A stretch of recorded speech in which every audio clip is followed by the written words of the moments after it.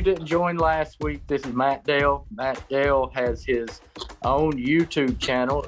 You can find that at Dale Outdoors on YouTube. Lots of good information there. Matter of fact, I love deer hunting. I'm a fairly good fisherman. I am a terrible turkey hunter, but I'm getting better because I watch Dale Outdoors. He puts it out there in a really easy to understand way. If you want to learn how to turkey hunt, Matt Dale is the guy to go to. So he's got Dale Outdoors. He's got Eyes of the Hunter on Facebook, and Dale_Outdoors on Instagram. And Matt's been doing this for years, helping people out. And I thought it would be a good thing to have him on because I am absolutely not the turkey expert in the state of Tennessee. But I thought we could have somebody on that I consider, he may not consider himself, but I consider him a pretty good expert on the topic of turkey hunting and how to get after these turkeys. And so when I don't know something, I'm going to find somebody that does know it and can speak intelligently on it. I'm smart enough to know I don't know everything. So Matt's on here because he can teach us. And the last time we were here, we learned about the 4 stages of the turkey season. And if you didn't tune in for that one, go back and see that because it matters. What I learned was it matters how you hunt these birds in each stage. And it also will help you understand that you really should not get discouraged in stage 3, which is when I always thought turkey hunting should be really, really good. But what I learned last time is that may not be the best time in the season. The best time in the season may be in May. So Matt taught me a lot, even last week when we had this previous Zoom. So this week we're going to talk about strut zones, which will be a new thing for me. I know we're turkey strut, and I'm hoping it's the same thing. But we'll talk about strut zones and hopefully learn how to get in on some of these strutting toms and how to get close. Matt, take it away. Well, I appreciate all that. I don't think nobody knows everything there is about turkey hunting. They will humble you. In fact, last year I was just telling somebody today. I said last year I was so humbled. You know, I had a lot of great seasons there, right, one after the other. You know, 16, 17, 18, 19. And just killing them everywhere I went. And then 2020 showed up, and man, it was like they humbled me. And I was going around. It took me 11 days to kill one. And for me, that's kind of a slap in the face. And it's like, I don't even know if I felt like a rookie out there. So turkeys will humble you. But that's why we love to hunt them. And but anyways, strut zones, I guess that's what we're going to talk about, strut zones. Strut zones is a place where a gobbler, when he flies down off the roost, if it's in that season, that phase you're talking about where they're just so henned up, a lot of times he'll go right to his hens and he'll just strut. You know, he'll be out there strutting. Once he gets away from them hens, a lot of times he'll leave and he'll go to, you know, maybe a flat, maybe a ridge top, maybe a corner of a field, wherever he picks. And there's a certain place I call a sanctuary where he goes and he struts and he hardly don't move. I mean, when we say don't move, he'll stay within maybe a 70 to 100 yard circle, and he'll just move in that small area, and he'll just stand there and strut and gobble. Sometimes he don't gobble at all. Sometimes he just stands there and strut. But that's his breeding grounds. What it is, it's a breeding ground. And once he loses them hens early in the morning, he'll get in these places and he'll gobble and gobble and gobble. And so you're back here calling, and he responds to you. And every time you call, he responds, and you're back here, you know, 150, 200 yards going, well, I got a hot one here. All right, we're going to run up here. We're just going to sit down and we're going to, you know, make a few yelps and a few clucks and purrs, and they're going to come right in like they do on the Outdoor Channel. And we're going to blow his head off. And it don't happen, because what happens is he's in the strut zone. And this is that turkey that just stays right in that one area, and he gobbles at every single thing you throw at him, but he don't move. and you're frustrated because you don't understand why he's not coming in, to breed, and you don't understand why he's because he sounds hot. He'll confuse you at times because he sounds so hot, and sometimes he'll even double gobble, and when they double gobble, you'll think, man, he's all right. But then he just don't show up and next time you hear him, he's in the same place. Next time you hear him, he's right in the same, and you get frustrated because you're like, well, how do I move on this turkey? And it's a strut zone. Now there's different ways, a few different methods you can use, and I've done it a few ways. One, and I have done this. It don't work all the time. Nothing works all the time. But let's say it's getting 10:30, 11 o'clock, and you're in a state where you can't hunt all day. Now, I know in Tennessee you can hunt all day, but let's say you're in Virginia or somewhere where you can't hunt all day in Missouri, because we don't know where this is going at. What I do, instead of going in there and trying to booger that turkey and push it, a lot of times I'll just back off and I'll leave him, and I'll just leave him gobbling. And I'll go back in there the next day because chances are a high percentage chance he'll be right back in that strut zone the next day, and you just sit there and wait on him. And he may not show up daylight, he may not show up, but if you'll get in there before he gets in there, a lot of times he'll come right in there and gobble his head off, and you'll kill him because you're already in his bubble. We call it the bubble. That's a better way. If you don't call it a strut zone, just remember it's a bubble, and he's in that bubble. Now, let's say you got some time. And if you got time to hunt him and you got all day to hunt him, then a strut zone turkey can be really difficult because it's hard to move on him because he's already in his place, and you've got to go to him, and boy, that's really tough because he can see you. So this is where woodsmanship comes in. This is where you got to learn to work the woods. If you don't know how to slip and crawl on turkeys, you're not going to be as successful as somebody who does, because sometimes it ain't about calling. It's about getting in the right setup and getting in that bubble without being seen. And that's hard because the turkey's eyesight is so good. So that's where you got to, get on your belly and pretty much just be like a snake and try to crawl and try to slip 15, 20 yards set up, just kind of go 15, 20, and sometimes it may take you 2 hours to go 100 yards. That's how slow you got to go. And sometimes you can get right close to them, say where you was back here, say 200 yards or 100 yards or 150 yards. Now you're up there to 60, 70 yards. And I mean, he's like right over the knoll, or he's like you can see him out in the corner of a field, and you're really close, but now you got to work it because you're in his bubble now. Now you got to let him think you're just a hen that's coming there. She just moved in there. And a lot of times you can soft call them right in, but this is where listen, you can't loud call in these strut zones. It's not natural. You got to remember, hens are calling every day. They're out there doing soft little yelps and 2-note yelps and purrs and clucks, and they're out there doing their little whistles and whines, and they're feeding along. That's what you got to be. You got to let him think that you're just a hen that's moved into his strut zone, and he's looking for you. Sometimes he'll break and he'll come that extra 30, 40 yards where you can get a 40-yard shot or whatever. But there's times you got to make that last death crawl of 20, 30 yards. That's just almost impossible, but you can do it. I've done it. But sometimes I can see a turkey out there and see span, and I'll wait till he turns around and I'll crawl 5, 6 more yards. And when he turns around, I'll sit there, I'll just lay there on the ground. And then, when he turns around, I'll crawl a little bit more. It's tough.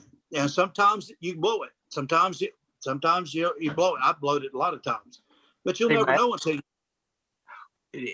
when you do that. Or do you ever use a fan or anything like that? No, I don't like fanning. I think it's dangerous. I'm not knocking nobody that does, but I think it's dangerous. I think it should be outlawed. I'm sorry, but I do. I mean, there's been people actually shot. I wouldn't shoot nobody because I've got enough sense to know a real turkey when I see it, and a fan. But two, I think, and that's just my opinion, okay, and don't write no nasty comments on here and say, oh, he's right. It's just my opinion. We all got them. But I think it takes away from the sport of turkey hunting. To me, it's almost like rifle hunting a turkey. Now, I know in Virginia, I don't know about Tennessee, but in Virginia and Pennsylvania, you can rifle hunt a turkey. You take a 243 out there, 223 or whatever, rifle hunt a turkey. Well, what's the point? Now you can shoot a turkey at 200 yards in open field. What's the point? You're taking away from the actual sport of turkey hunting. You know what I'm saying? Yeah. So to me, fanning is the same thing. You're taking away from the sport because, I know what they're doing. They're letting that gobbler think another gobbler's coming in. You're behind that fan, but it's dangerous for one because you don't know what idiots are out there. You know. I got you. I just wanted to ask that question. Sorry to interrupt. All right. Hey, just a heads up, if you have questions as attendees and want to ask a few, put them in the Q&A. We'll get to them tonight. Yeah. So one of the, there's different diaphragms if you're a mouth caller. I pretty much stay on a cut call, like a cutter, or this is my signature series call. It's a V cut, or a bat wing or a ghost. But once I get into a strut zone, and I'm up there close to him, I know I'm within 100 yards of this turkey or closer, maybe 70, 80 yards. I just can't see him because where you hunting the mountains, Tennessee or Virginia, maybe he's just like right over the point. You're up here and he's just like right over the point, or maybe he's right over the top of a ridge and you're on this side, but you can hear him out there spitting and drumming, or maybe he gobbles and he's real close. That's where you got to really, really learn how to soft call. And I'm talking about soft calling under your breath calling, because again, you're trying to be that hen that just moved into his bedroom, in his breeding ground. So if you're up there, and I know last week we had a problem. I know what y'all was talking about when I watched it back, when it was cutting out when I was calling. So maybe it won't because I'm going to soft call. But what I do is if I've got him going, say on my V cut, if I've got him going back here at 100, 150 yards on my V cut call or a box call, whatever. Once I get up there close in his bedroom, once I get up there and I know he's close and I'm pushing it, quote, pushing it, I'll switch calls on him. I don't want him thinking that, that's that hen way back there. Because one, I don't want him thinking that hen's coming to it. This is where a lot of people make mistakes. And this ain't really talking about strut zones, but it works in strut zones too.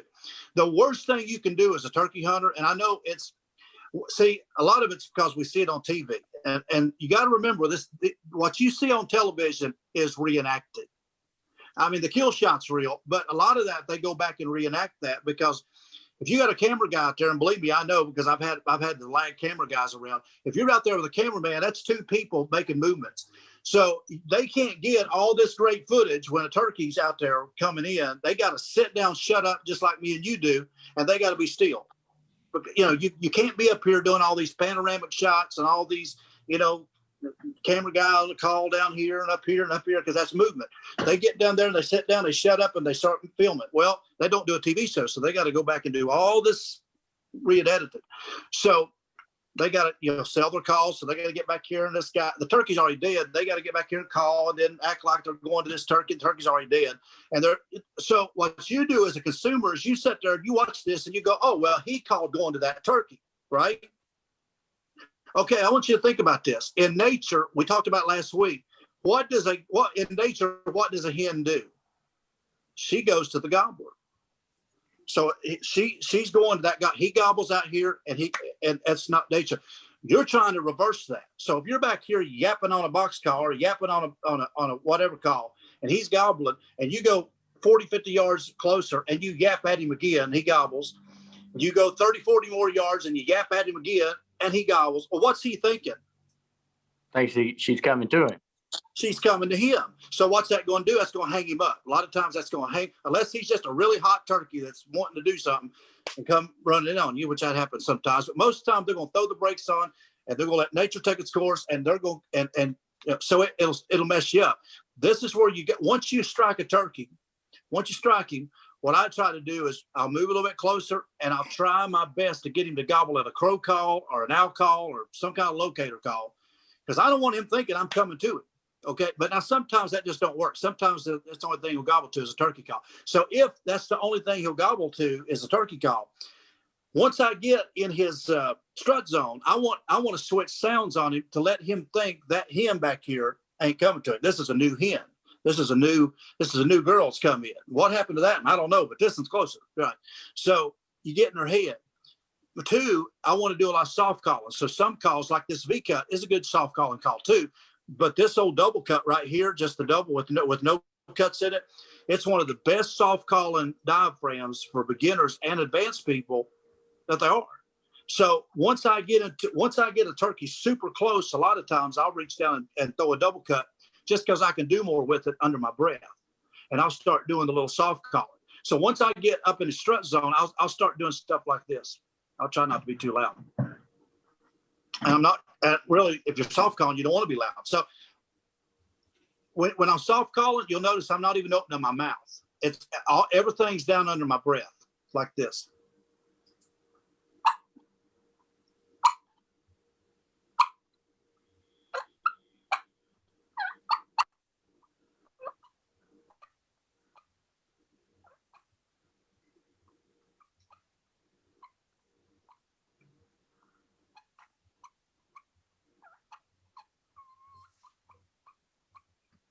Just stuff like that. I'm doing that once I get up. He can hear that. He may gobble at you and he may not. But if you don't gobble, that don't mean he's not coming. You just got to be sitting there and ready because he's right there. So, but this is once you got into his bubble. Let me ask you this, and that brings up a good point. So you strike the bird. You think he's up there in his strut zone. He's gobbling his head off. So you think he's up there strutting. I've been in this situation. And I know he's not coming to me. He doesn't sound like he's coming. He's the same place and he's gobbling his head off. So he's up there strutting and I can't make him come to me. So I'm going to try and go to him. Yep. How close, where would you stop? How close is close enough? If he's tight, if he's just not moving, because sometimes they don't, like I'm saying, sometimes their bubble is bigger. It depends on the gobbler. I've seen turkeys stay, I've killed turkeys that stayed in 20, 30 yard circle. It sounds like they've stayed in the same spot. And I've had to slip in and crawl and just be like a sniper and slip in and crawl and kill him, which is really tough. Now, some turkeys has a bigger bubble.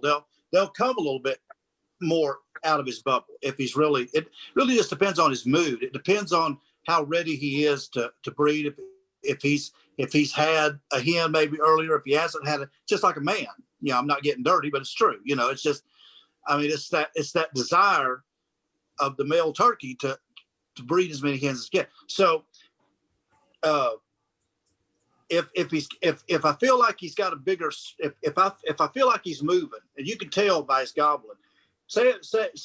Let's say, for instance, there's a corner of a field here, just using a scenario, there's a point, okay, and he walks up that point, but he goes back to that field, and he's gobbling down here. You're up here on the ridge, and you hear him down the field, then he comes back up to the point closer to you. Then he goes back to the field, and he comes back up to the point. It's like this. He's walking back and forth. Okay, that's a strut zone. It's a little bit bigger, maybe a 50, 60, 70 yard, but he's walking back and forth. All right. Now, here's what I've done on turkeys before. In fact, I'll tell this story right quick, just because it fits in. About 3 years ago, I was down in the Lake of the Ozarks in Missouri here, and I got on a turkey like this. And man, he just answered everything I was throwing. I struck him about 8:30, and he just gobbled his head off, but he wasn't moving much.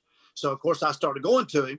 And I didn't know the property. I'd never even hunted this property before. And it was only a 30-acre piece of property, just 30 acres of a buddy's house. And, but he was hearing a couple turkeys over there. So I went over there.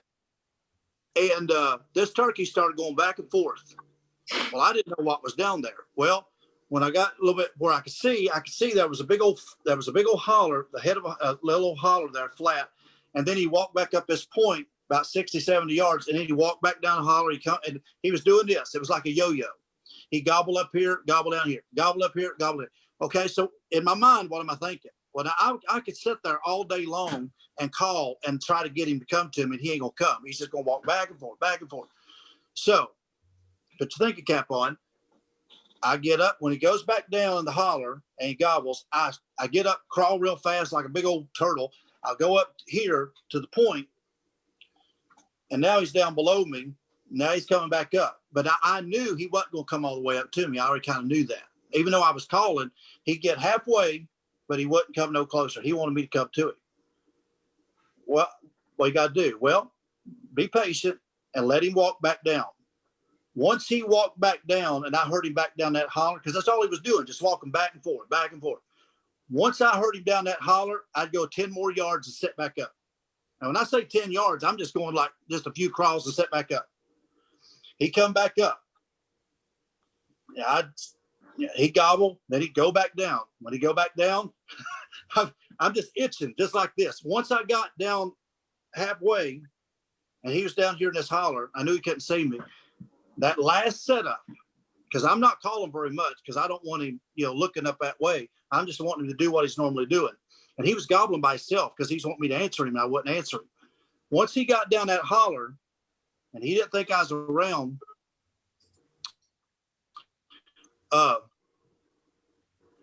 what happened there? Once he got back down, that last setup, I said, I'll kill this turkey now, because I knew I was close. I got my gun ready, and I started just started soft calling.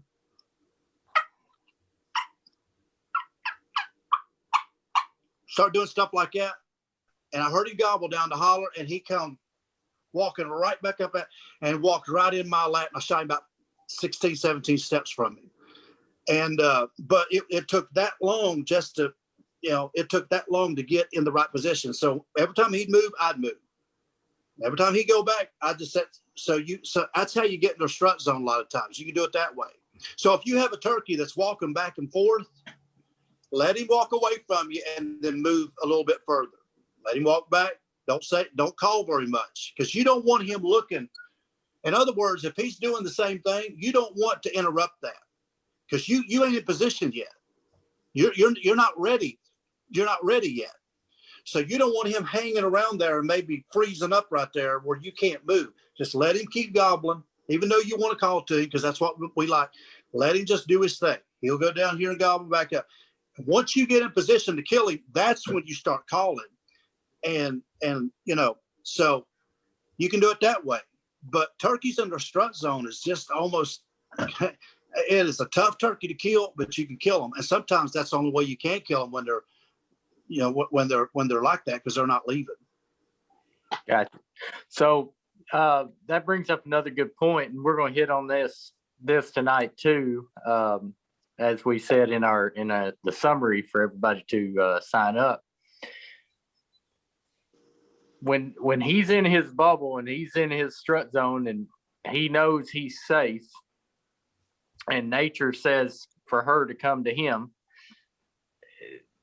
We talked about hung up gobblers in our summary, and that you'd explain that tonight and some ways to get around it. I guess a gobbler that's in his strut zone and you not being able to get inside his bubble, that's a hung up gobbler as well. Yeah. He's hung up. One thing that people do, I think a lot of too, and sometimes you can't help it because of the terrain you're hunting, or you maybe the property line. A lot of people set too far back away from a turkey and try to work him. Always remember, if you're 100 yards, and sometimes you got to be. I mean, let's just face it. Sometimes you got to be.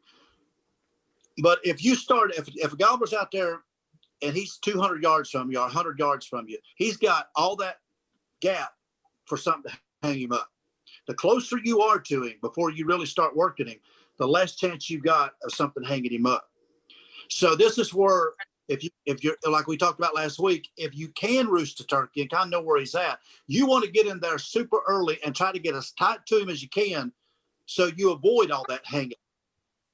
But sometimes you can't do that. But a lot of times you really need to know the terrain and know the property, so you know kind of what's out there. And maybe a fence will hang them up a lot of times, even though you can call them to a fence sometimes. A fence will hang him up. I've seen laying down logs, a big old log, hang them up. They don't want to come across that log, even though they could. I've seen like cattle gates hang them up that they could crawl right through, but it just hangs them up for whatever. So if you already know that, now a lot of times you're going to find a turkey that just ain't going to cross the fence for whatever reason. Ain't going to. Maybe it's too tightly strung or whatever. What I do in that situation, if I know there's a fence out there, I'll let the turkey walk off. And that's the hardest thing for some people to do because they think, oh, if he walks off, he ain't gonna come back. But if he's interested and he ain't got a hen and he's by himself and he's really gobbling at you, he wants to play. So what you got to do is keep your mouth shut, just shut up, let him walk off. It may take you a bit, but the next time you hear him gobble and he's like way down the hill from you, get out there and jump over that fence as quick as you can, or whatever is hanging him up, a creek or whatever, get across it and then start calling him. A lot of times he'll come right back in that area because he thinks that hen has now come in his area and he'll come back. I've killed a lot of turkeys like that. I've killed a lot of turkeys by just letting them walk off. You sit there and you go, oh Lord, I hope I'm, roll the dice, just let him walk off. And when you hear him away from you, where you can move without being seen, get over there and jump across that barrier. And boy, a lot of times he'll come running right back to you and you kill him. But as long as you sit back there and do the same thing and him hung up out there, ain't nothing going to change. And finally, he's just going to get tired of you and walk off. Because you got to remember something. The more he gobbles at you, the more he's calling in hens around him. Because when he's gobbling, there's other hens out there. And if she's ready, she's going to go to him. And how many times have you been working a gobbler and you watch a hen go to him and he takes him off? Because every time he gobbles, he's attracting other hens. And that happened to me last year. I was working a turkey last year, and man, he was coming in hot and heavy, and I thought it was going to be a done deal. And a hen got between me and him and took him off from me. It just happens. And so that's something you got to pay attention to. I got you. Let me give you a scenario. Imagine you're in hills or mountains, and you're in the bottom. It's a creek bottom, and you call in the bottom with your box call, and you hear a gobbler scream out up on top of one of the ridges. What are you going to do? What's your next move? If he's on top of the ridge and I'm in the bottom. Yes, sir. Well, again, you got to remember he's high, so he can see you. If you're down here, he's got better eyesight. So if I can, depends on the property, and if I can cross fences and if there's no fence out there, property lines, if I can, I'm not going to go straight up to him. Even though you can call turkeys down the hill, don't let anybody tell you turkeys won't come down the hill. That's a myth. That's a lie. That's silly. I don't even know why anybody believe that. Turkeys come up and down hills all day long. But a lot of old timers will tell you, oh, turkeys won't come down the hill. I've watched them come all the way down the steep ridge, all the way to me. Now, it is easier to call a turkey when you're level with him or above him. It is. I think it's easier. So what I'll do is if he's on top of the ridge and I'm down here, I'm going to back out. I'm going to try to go this way up, maybe the head of that holler, go all the way back around and get way out here on this, on the same ridge as him. He may be way over here now, where you was here, and he may be closer to you here, but now he's further, but you're up here. So now you're on the same playing field as he is. But again, it's working the timber and working the terrain. You got to back out and go all the way back around and get up there with him, or get above him if you can. Try to get above him if you can, because it'll work a lot more in your favor. But you never want to go up toward a turkey if he's already above you and you're trying to crawl up to him. It ain't gonna work. I mean, if it does, you better go play the lottery because you lucked out. But it's not gonna work because he can see. Especially in early season, right? Yeah, it's just impossible. And that's why a lot of turkeys shut up, because people's lazy. They don't want to back out and go all the way around the right way, or they think that he's up there and, but you got to remember, even if he's over that ridge top a little bit and he's on the other side of it, you got to remember when you're calling, he's going to cut. All he's got to do is poke that head. His body don't even have to come up over that ridge. It just head this much. All he has to do is poke up and see. He's gone. And that's hard to see out there, 80, 90 yards, so a lot of times that they'll poke their head up and see you and it's over. So do it the right way. Back out, go all the way back, get on top of ridge, and then work him. And once you're on top with him, he may be hot enough that he'll come to you, or he may be hung up there, and you got to start doing like we talked about, and just start slipping. When do you determine that what would make you say I'm close enough on a bird?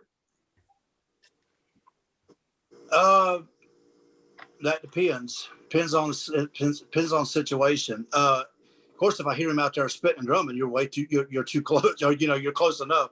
But usually, if the turkey's in a mood, and it's hard to explain because you kind of have to hear the turkey and kind of see what mood he's in. But if I feel like he's in the mood to come, then I'll get 70, 80, maybe 100 yards if I feel like he's in the mood. Because eventually he'll probably come on in. Now, if he's staying in one spot, or maybe he's not gobbling much, maybe he's just gobbling one. Because everybody's had this turkey that gobbles one time, and then maybe 15 minutes later he gobbles one more time. 20 minutes later he gobbles another time. So within an hour he's gobbled 3 times. He just ain't gobbling a lot. Well, that's the turkey. It's just he's out there strutting. He's probably strutting, and he's probably in a strut zone. He just ain't saying a lot. That's a hard turkey to kill because you don't. If you're moving, you're afraid he's coming, and so you don't know. So you just have to, every time he gobbles, you have to make a decision. Am I going to move a little bit closer? Or am I? So it just depends on the scenario. But if I feel like he's in the right mood, and I feel like if he's answering me back, and I feel like he's workable, I'd say 80 yards is a good general point. But it depends. If he's just one of them stubborn turkeys, you may have to do the old engine crawl on him and get a little bit closer, which, boy, your heart starts pounding, and you start you start praying. Even you start praying every time you itch a little bit closer, you start praying. And but it really just depends on the turkey's mood. Got you. All right. What do you think if you had to judge the toughest way to get a hung up gobbler hung up? Is it a fence, or is it a creek? Or, everybody's heard that they won't cross water. And I've seen you on one of your videos say that's just not true. They cross water all the time. It can happen. So explain, I guess, give us a story or two on how you can get them to get across the fence or the water. Okay. Again, it depends on the turkey. I was in South Carolina a couple of years ago now. And we was hunting this turkey. We got this hot turkey. He was hot, man. He came from like 400 yards. We could barely hear him. He was closing the distance. We was going this way, and he was coming our way. We almost ran right into him. He was just one of them turkeys that was just running in, wanting to get killed. And the way this turkey acted, I said, man, this is a dead turkey. If we can get to him, he's workable. And we got, and I didn't know the property the guy I was with. I never hunted there. It was property he'd always hunted. We sat down. We get down, and we sat down. The last time the turkey gobbled, he was probably 120, 30 yards. But he came from all that long way. So we sat down because I thought, man, he's just going to run in here on us. Well, we've been sitting there. Everything got quiet. I'm got the gun up. I'm sitting there. He's behind me with the camera, and I'm sitting there, and I hear water running. And I look around, and I go, hey, what is that? He said, what? I said, is that water? He said, yeah, there's a creek down there. Well, it wasn't just a creek. It's a big ditch. It's a big old ditch with water in it. I said, man, come on. We got to get across it. Now, why did I say that? If looking back now, I kind of wished I'd have stayed where I was at, because in some way, because the turkey was so hot, I really believe he would have come across that ditch. I really believe he'd have flew across if he had to. But in my mind, I'm thinking we need to get across this barrier so we don't run into problems. Well, the creek was only 50, 60 yards in front of us. So we get up, we scoot down, and we get down to the creek. Well, before we top over that creek, I said, I better hit him one more time. I better, crow call, because I didn't want to hen call to him, because I didn't want to think I was coming. So, but he was gobbling at everything. So I got my crow call out, and I hit that crow call, and we was in the creek. All right, we was in the creek, and I hit that crow call, and he gobbled almost. He was right there within less than 100 yards of us. Well, I couldn't do nothing because we're down this creek, and I knew if I topped that creek, he might see me because he's like 100 yards or under. So the only thing I knew to do was just hit. We just laid on the bank, and I'm trying to figure this out. And I tell him, I said, look, there's a little bush right there. I'm going to crawl up to that bush, and you just put the camera up here like this. I crawl up to that bush and get there and start working this turkey. But the camera guy wasn't hid very good. I wasn't hid very good. The turkey comes down. I see him strutting out there. I'm calling him in. I mean, he's just coming in like a string. He comes down to about 50 yards in front of us, and he just blows. He busts us because we're not hid very good. I couldn't do nothing. Now, looking back on it, I wished I'd have stayed and just let him come across that creek because I believe he would have. Now, that's a turkey that probably would have crossed the creek. Now, let's talk about turkeys that won't. And that's just one of the turkeys, for whatever reason, he ain't crossing nothing. If he's hung up, and I know there's a fence or creek, like I said, I'll let him walk off and get across it, let him get out of there. You may call him back, you may not. There's a chance you got to take. Most of the time, they'll come back. Now, what I do is I try to know where all this stuff's at if I can. Now, like properties I hunt back in Virginia and some places, I can tell you wherever fence is at. I can tell you wherever creek's at. I can tell you where all the hang-ups is because I've hunted it for so long. So before I really start working a turkey, and I know there's already something out there, if I know there's something out there, I'm going to try my best to get as close to that barrier as possible so that I can jump across it real quick. Because I don't want to be back here 70, 80, 90, 100 yards if I know there's a fence out there. And he's on the other side of it because that's a lot of movement and he's going to be coming this, it's just too much. So you need to try to think ahead. That's what I always tell people. Think ahead before you call. Before you start calling or working a turkey, think ahead. How am I going to set up if he comes in, even though it may not happen? You never know. So I try to in my head imagine this turkey working in and thinking, how am I going to work him in? Because I've got this to deal with and that to deal with and this. So I'd rather move. Here's what I'm saying. I'd rather move and not make a sound. Because the moment you make a sound, the moment you get up here and start yelping on one of these, he's going to be looking in your direction. So if he's looking in your direction, it's going to make it harder for you to move. So I don't want to call at all until I'm comfortable that if he gobbled, the moment I call and he gobbles, I could sit down right there and kill him. And so I think that's just where a lot of people make the mistake. They get too big of a hurry to call to that turkey and hear him gobble, but they mess themselves up. Gotcha. Matt, we got a couple of questions. Okay. This guy, he says he's got a pretty large farm. He's got 300 acres. And he wants to know,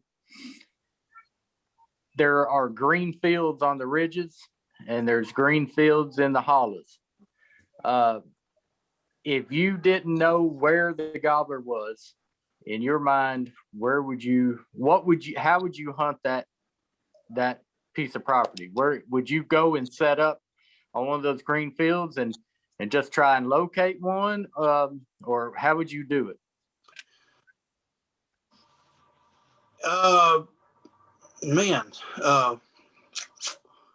Probably, knowing me, I don't know if it'd be the best move, but knowing me, I'd want to be on top because I want to be able to put an earshot on other turkeys that might be around. So I want to be able to hear better.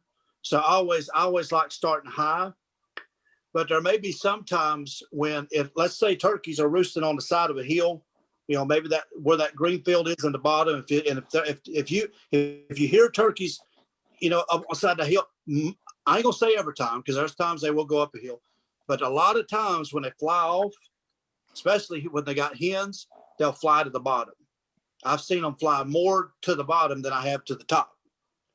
So if I know a gobbler, let's say I've been watching a gobbler out there in the bottom of that field with some hens. Let's say it's, before season, and I'm watching him, or I see him, and he's got hens with him. Probably a pretty good indication. Them hens are comfortable in that bottom field, so I'm going to sit there in that bottom field. If he's gobbling up on, instead of going up side the ridge, toward him, where you got all these eyeballs looking at you, these hens and gobblers, I'll probably try to set up in that bottom field somewhere and watch that field and see if they fly down that field. And then what I want to do is, even if I don't kill him that day, I want to see exactly how they approach that field. See exactly where they fly into that field at. That'll tell you a lot, because a lot of times they'll repeat and do the same thing over or close to it. Now, just because I like hunting up high, I'll probably start out up high just because I want to have an earshot of other turkeys that may be gobbling. Because if I don't kill that one, or I don't kill one that's up there may be others I could go after that may work a little bit better. And if you're down in the bottom, it's harder to hear turkeys. Even if you do hear them up on high, it's harder to put a pinpoint on them because they'll fool you a lot of times. So they may be closer than what they actually are. So just knowing how I hunt, I'd probably start high.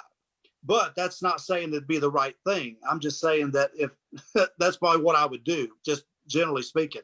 But after a day or so of hunting there, 2 or 3 days, if I saw the turkeys was, on the sides of the hill moving down, of course I'd hunt down the bottom.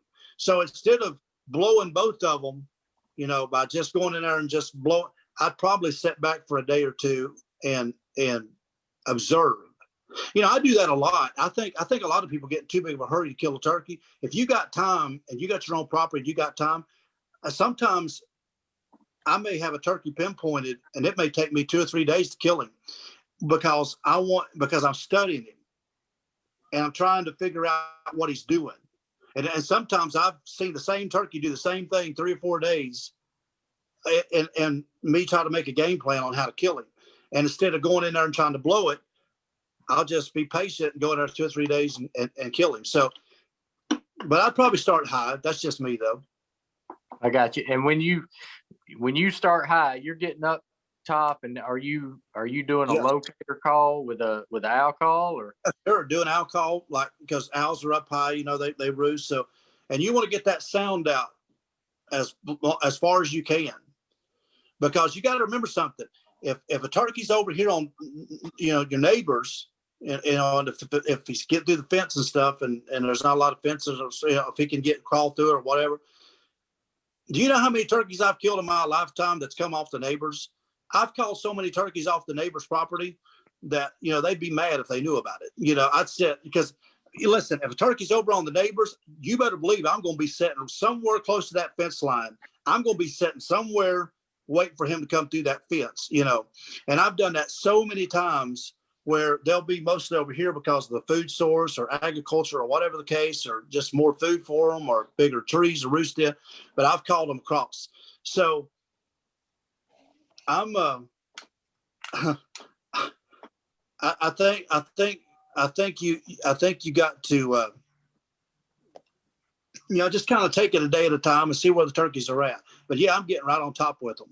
I'm going to get right on top of the ridge with them. Got you.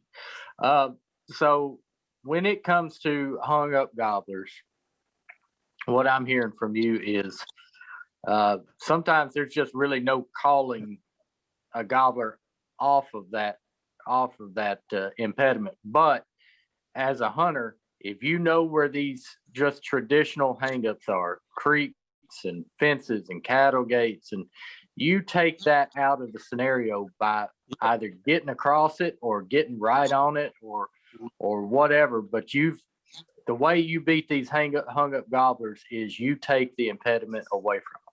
Sure, if you can take it away. If I hear a turkey, let's say I hunt a turkey, or let's say I'm hunting a property like back home in Virginia where I've hunted, and I know that property real good, or maybe it's a public land I know real good. If a gobbler's gobbling and I know where he's at, kind of because of historically hunting there, and I know, then before I ever make a call to him, I'm going to say, okay, he's there. There's a creek there. There's a fence up there. There's this. I'm going to take that totally out before I ever make a call to him. Because remember, the moment you make a call, guess what direction he's going to look in. And so it's going to make it harder for you as a hunter to move on him if you have to. Because especially if he's up on the roost, if he's on that limb and he's looking for a hen and you're back here calling, 150, 200 yards, and you're getting closer, then he's going to turn around on that limb and he's going to start looking toward that direction where that sound's at.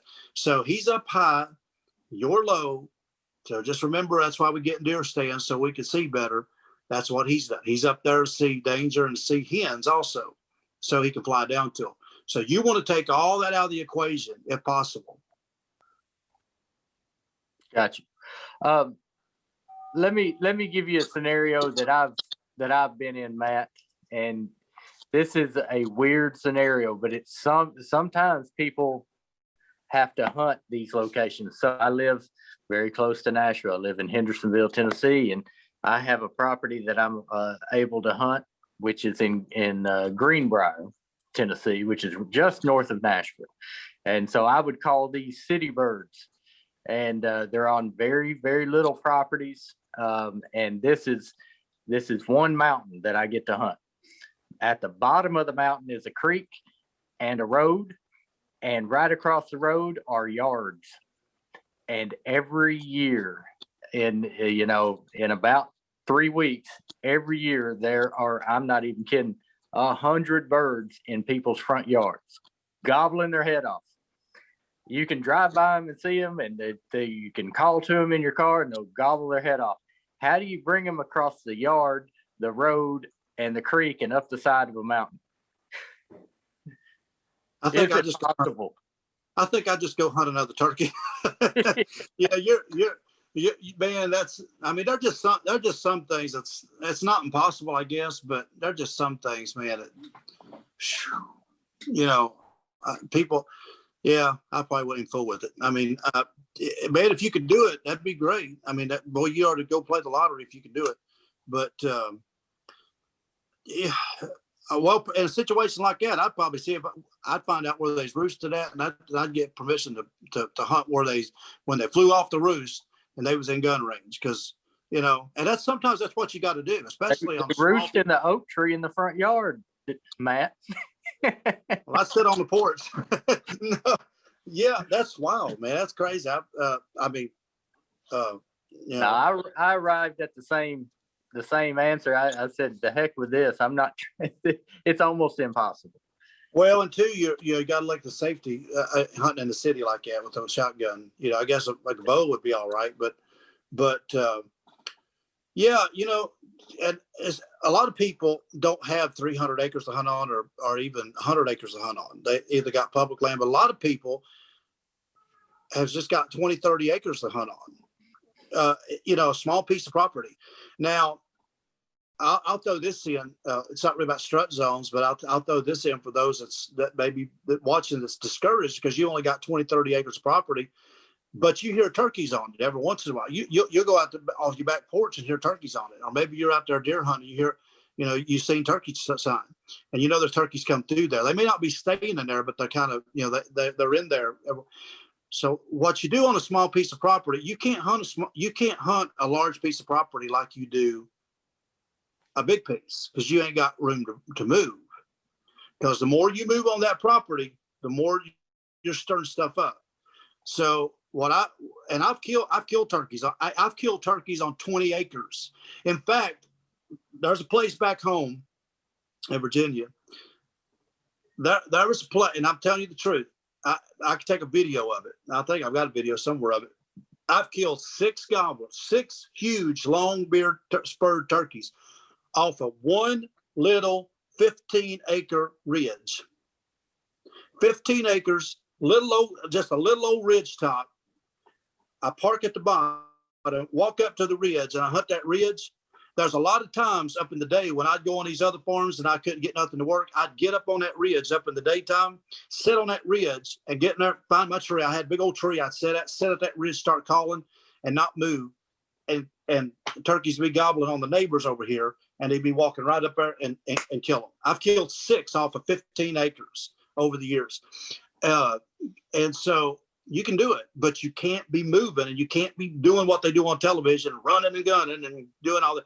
Find your spot, sit down where the turkey sign's a lot, where there's turkeys at. Sit down, shut up, and sit there and call every few minutes, and just stay there. Don't be moving. That's how you kill turkeys on small property. You can't be up moving here and moving there and moving here, because then you're gonna mess things up. Just thought I'd throw that in. Your shotgun. I've seen a picture of your shotgun. You've got a scope on your shotgun, correct? Yeah.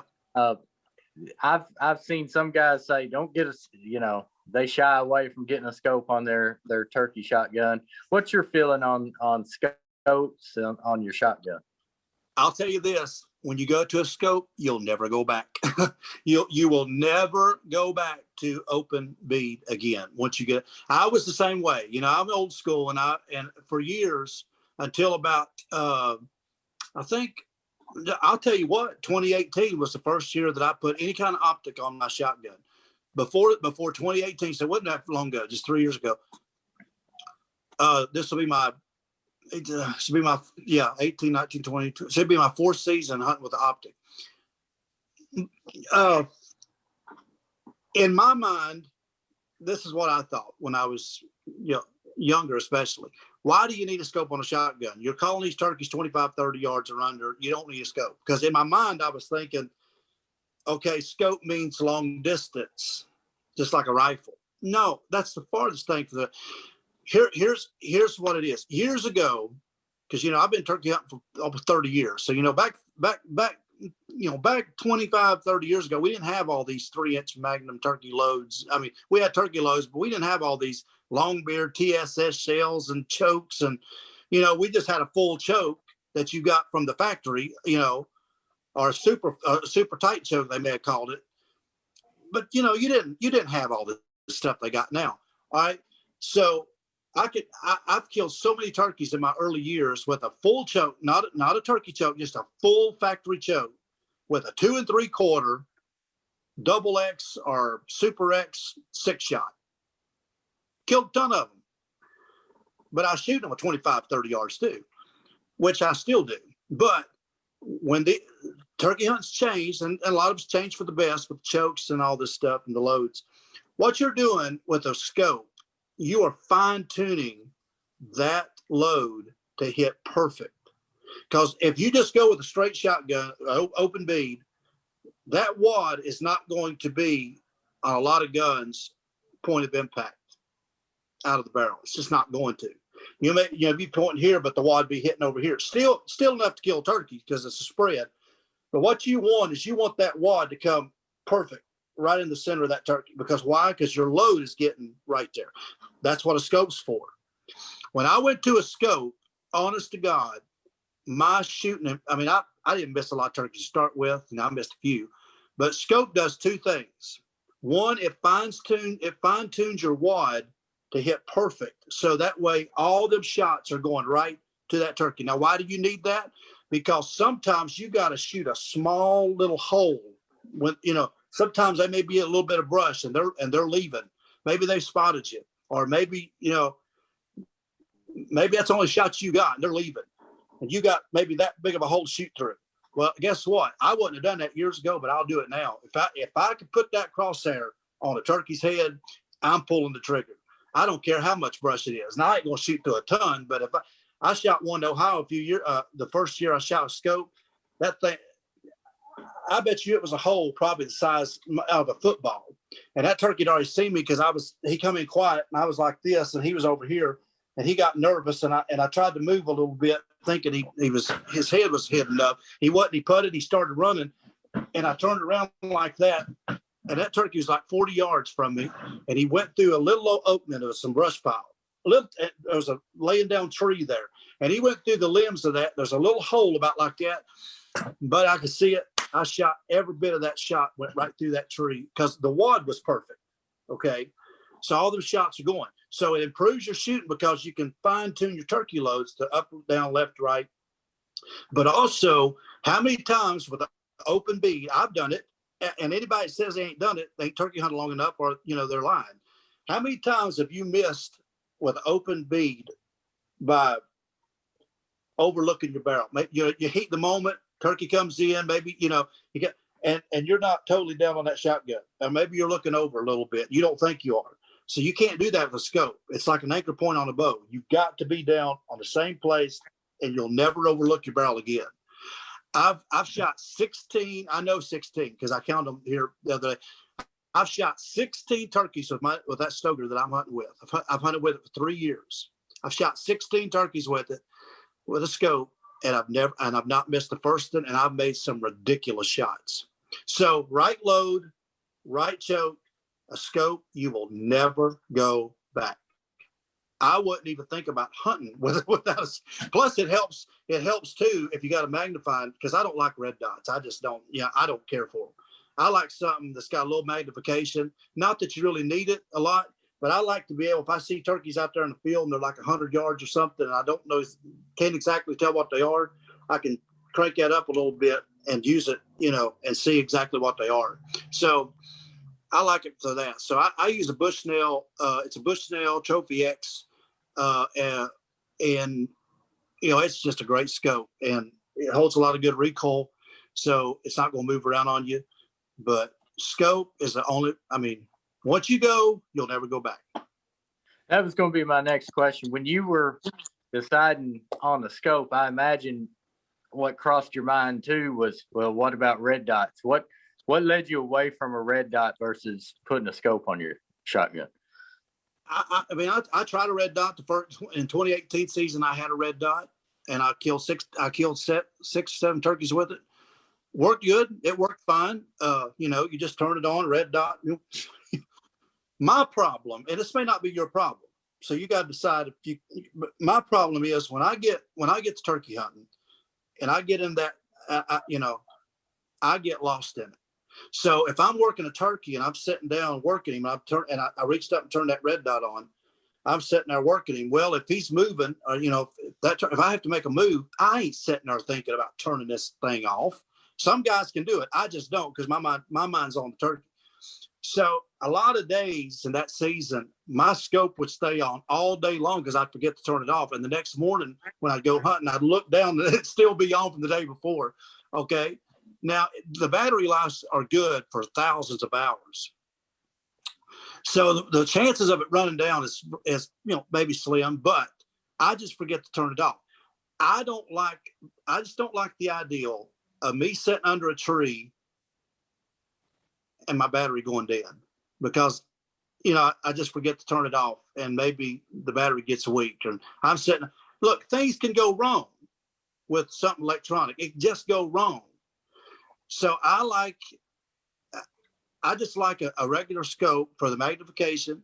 And 2, I don't have to worry about something going wrong on it. That's just me though. So I'm just more comfortable with a scope that's got a crosshair, and I put that crosshair right on the wattle of that turkey's in trouble. I promise you. Now here's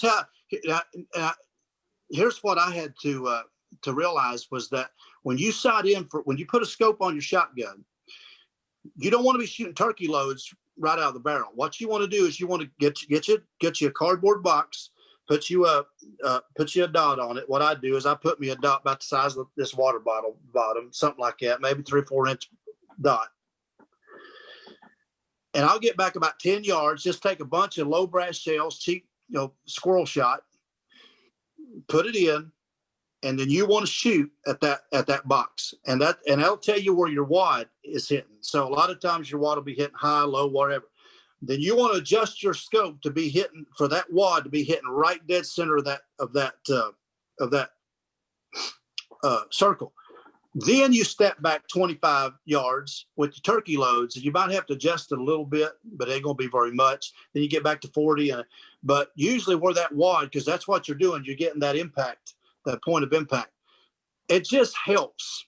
My accuracy is just unreal with that scope. So, people say, you're a sissy for shooting a scope. I said, well, give me a dress because I'm a sissy. A turkey is hard enough to call in anyway. So I'm going to take advantage of it. And I don't shoot TSS. I shoot Longbeard XRs. That's all I need. I ain't paying no $50 for 5 shells. Even if I was a millionaire, I wouldn't do it. But I just shoot Longbeard 3-shot, or 3-inch Magnum 5-shot. And 55 yards, shoot. If I wanted to shoot a turkey at 55 yards, I could roll him in a heartbeat. And probably 80% of the turkeys I kill 25 yards and under. So, But let me ask you this: have you got any other things to say about hung up gobblers or strut zones? Any other kernels of knowledge? Strut zones can be historical. Not every time, but sometimes if you're hunting the same property where the gobbler was, if you see a gobbler in a strut zone, a lot of times mark that place, because even if you kill that gobbler, there's another one that'll take his place. Or the next year, just remember that place. And a lot of times I've killed silent turkeys. I got a video coming out tomorrow about gobbler behavior part 2. And I talk about 2 more turkeys, and one of them silent turkey. And a lot of times a gobbler that will move into his strut zone, and if you know where a gobbler was the year before, maybe a couple of years, and he's in that, mark that place and remember it, and go back in there when they're not gobbling. And a lot of times that's just another place where gobblers have come in historically and do the same thing. So strut zones, even on days when turkeys ain't gobbling, can be a kill zone. And you can kill turkeys that ain't gobbling when nobody else can kill one, because, I hate when people say, oh, the turkeys ain't doing right. They just ain't doing right. Yeah, they are. They're doing right. They just turkeys. Some days they gobble, some days they don't. But you got to remember, gobblers don't have to gobble to kill to attract a hen. Did you use that same tactic on that 15-acre property? That kind of sounds like it. Well, sometimes I've killed silent turkeys there, but out of the 6, but I know I killed 6 off that ridge, and most of them gobbled, when they got up there where I was at, and I could hear them. But I have shot a couple that never said a word.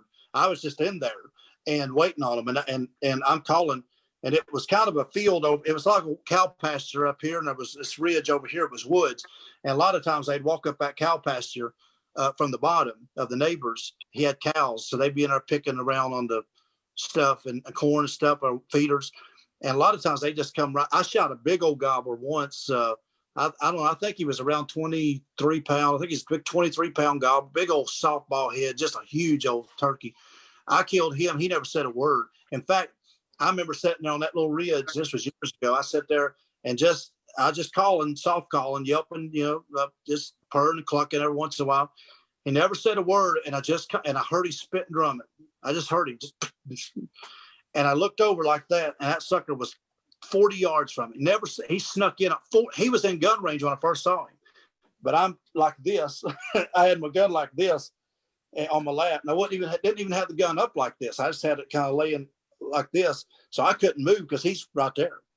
And what it was, he come up through that field, and I couldn't hear him walking. And I'm looking at him, and he walked all the way up, never said a word to him, because I didn't want him looking in my direction, because now I've got to move. So when a gobbler, let me say this: when you're in a strut zone and a gobbler catches you, I shouldn't catch you because he ain't seen you. But if you're out of position, you ain't got that gun up and just laying across your lap, or it's laying here. Don't freak out, because you got to do all this movement, and he's right there within gun range, or maybe he's 70, 80 yards. So don't freak out. Just watch him. Don't say nothing.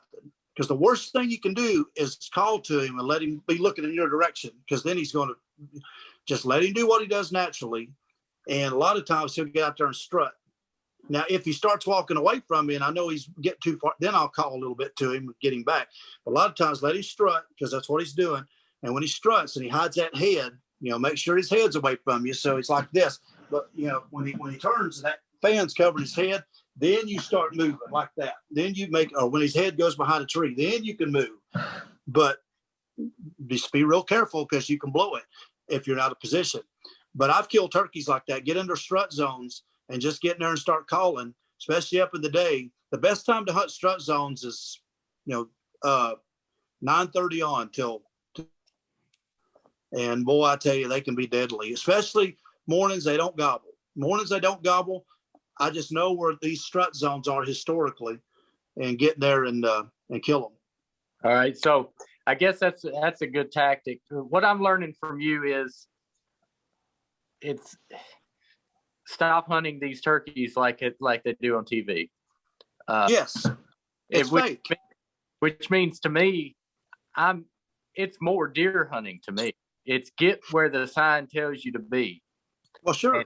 And hunt them like you would hunt a deer. And you can also throw some calling in on it, but sign governs it more than just locating a turkey and just trying to go to sure. Them. Well, that's with anything, but sometimes you're hunting a place like out of state or something where you don't have the opportunity to know where signs at. So you've got to hunt them with your ear. So yeah, you take advantage of them being vocal, but you also want to find where they're at, because there's no point hunting over here in a pretty green field if the turkeys are up here on this oak flat, and that's where they're hanging out, but you're wanting to set down that field because you want to be like they do on TV, coming in with your decoys strutting. Well, if they ain't using down there and the sign ain't there, forget that. But you just got to remember something. I'm not against TV people, because that's what we do kind of on the social media. Just remember, though, what they're doing on the Outdoor Channel, 80% of it is reenactment, because they got to do that to get their 30-minute show.